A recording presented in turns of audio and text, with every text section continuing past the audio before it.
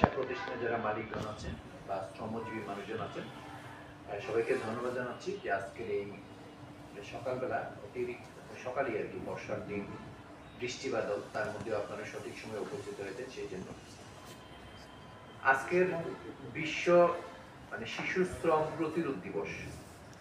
আমি খুবই খুশি হতাম। বিষয়টি শিশু কারা, তো এখানে বিভিন্ন প্রতিষ্ঠান বিভিন্নভাবে এই শিশুর বিষয়টিকে সংজ্ঞায়িত করছে। আমাদের জাতিসংঘের যে শিশু অধিকার সনদ রয়েছে সেখানে বলা হচ্ছে যে 18 বছরের কম বয়সী সব মানুষই শিশু, যদি না সে ওই দেশের জাতীয় আইনের সাথে কোন রকমের দ্বন্দ্ব থাকে। আবার বাংলাদেশ শিশু আইন 2013-তে বলা রয়েছে যে অনূর্ধ্ব 18 বছর বয়স পর্যন্ত সবাই শিশু। আবার বাংলাদেশ শ্রম আইনের ধারায় বলতেছে যে শিশু অর্থ হচ্ছে যারা 14 বছর পূর্ণ করেন। তাদের একটা সচেতনতার তাদের জন্য ভালো হতো।